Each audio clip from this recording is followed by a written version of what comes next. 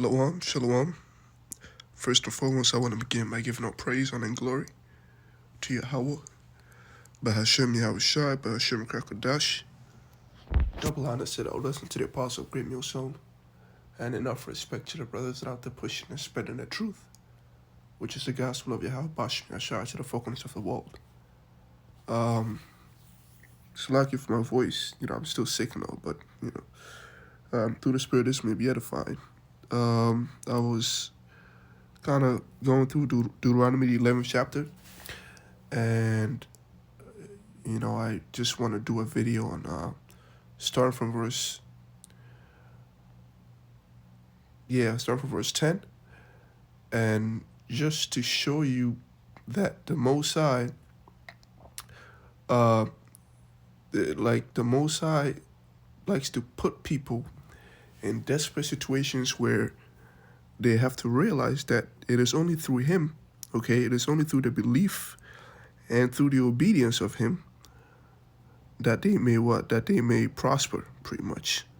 All right, so seeing as how we're coming into the last days, all these guys out there that are trying to find other means by which they may save themselves, okay, from the famine, from the concentration camps, from the troops, from the pestilence, from the ICBMs.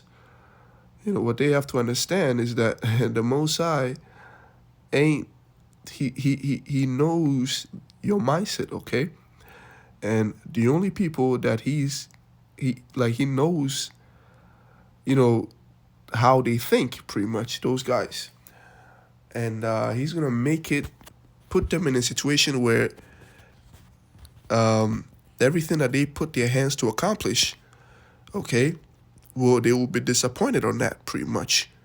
So let me just get into it, and then we'll just flush it out more. This is Deuteronomy chapter 11, starting from verse 10. It says, For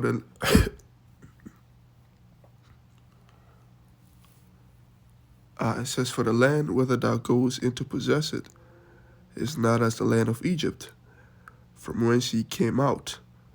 Wherefore thou sowest thy seed, and waters it with thy foot, as a garden of herbs. So at this particular point, there was gonna be a turning point in Israel's life, in which their idea of how they were living will be changed, pretty much. The way in which they live would be changed. So like it says, they watered their herbs with their foot, meaning they artificially would draw water from the Nile River, and it was going to water their herbs, pretty much.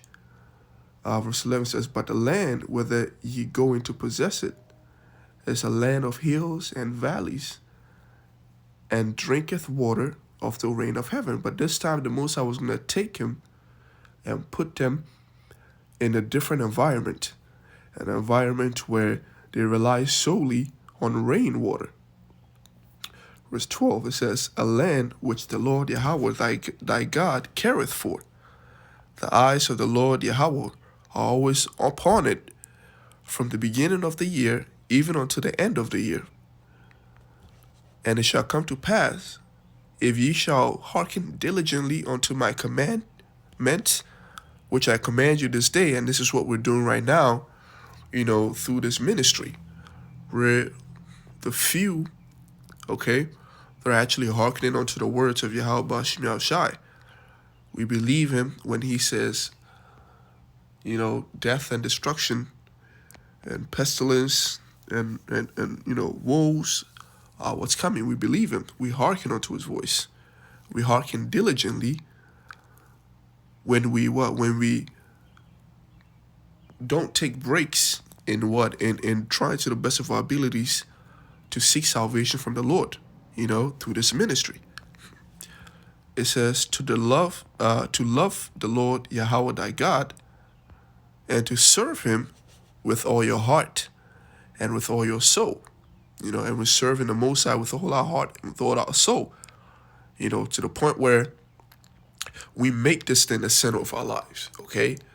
We are not, if we are to ever lose anything for this truth, it is best for us than to lose this truth for anything else, and that's how we serve him with our heart, with our mind, and our soul, you know, because the very thing that's good for our soul is the Most High. Nothing else is good for your soul. If you don't have the Most High in your life, you have forfeited yourself pretty much. You forfeited your soul pretty much, It says that I will give you the rain of your land in due season, the rain first and the latter rain, that thou mayest gather in thy corn and thy wine and thine oil. And I will send grass in thy thy fields for thy cattle, that thou mayest eat and be full. Take heed to yourself, that your heart be not deceived, and ye turn aside and serve other gods and worship them, pretty much. Okay, so we are, we are like this. I just thought this was important because, like I said, the Most High is going to make people very, very desperate in that time. All right.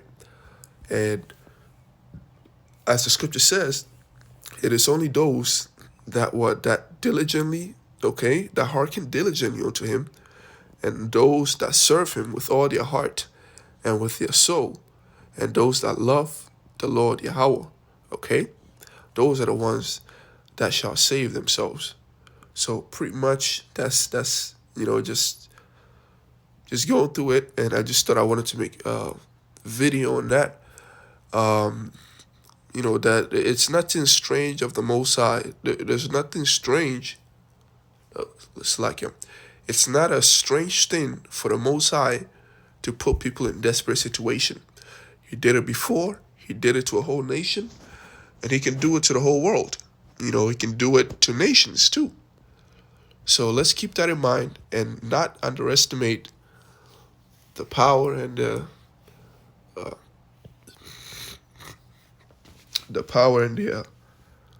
magnificence of Yahweh Bashim Yahushai.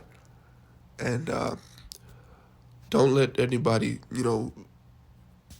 sway you into thinking that you relying solely on Yahweh Bashim Yahushai, you are an idiot, pretty much.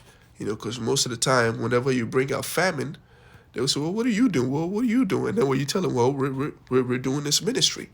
We're preaching this word. We're pushing this. So we won't be hungry. And then they start scoffing, But,